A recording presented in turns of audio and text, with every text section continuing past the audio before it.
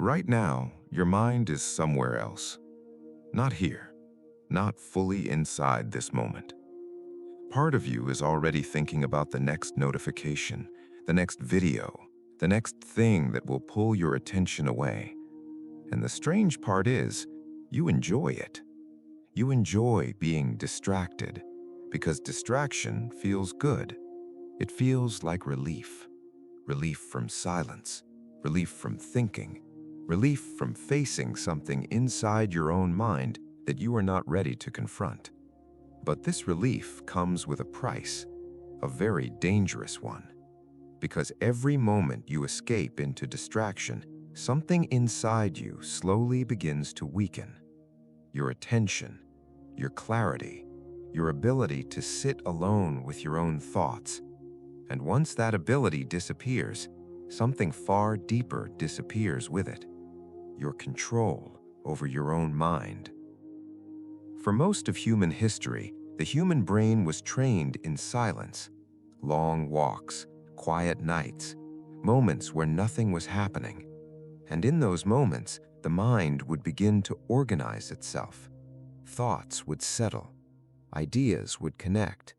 Meaning would slowly emerge from the chaos of daily life. But the modern world changed this.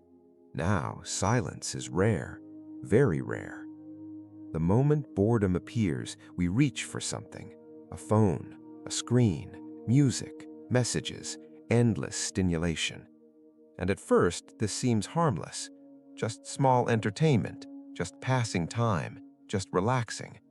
But the brain does not experience it that way. The brain experiences it as constant reward, constant novelty, constant dopamine. And the more the brain receives easy stimulation, the less it tolerates stillness. Silence becomes uncomfortable. Focus becomes difficult. And eventually, even a few minutes alone with your thoughts begins to feel unbearable. This is where the real danger begins.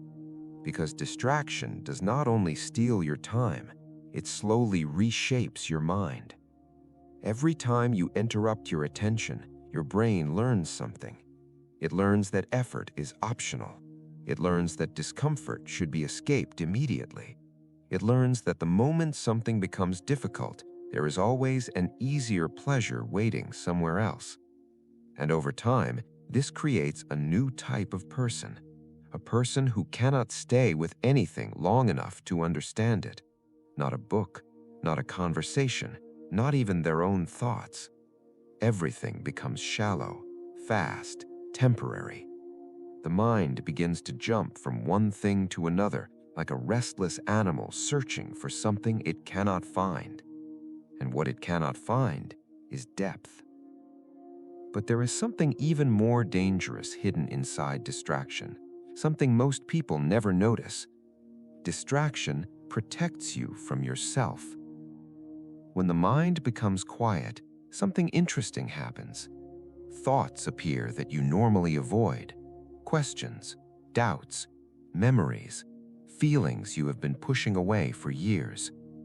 Silence removes the noise that usually hides these things, and suddenly you are face to face with your own mind. For some people, this moment is uncomfortable. For others, it is terrifying because it reveals things they do not want to see. Uncertainty about their life, regret about the past, fear about the future. So the mind learns a simple strategy. Avoid silence. Stay distracted. Keep the noise going.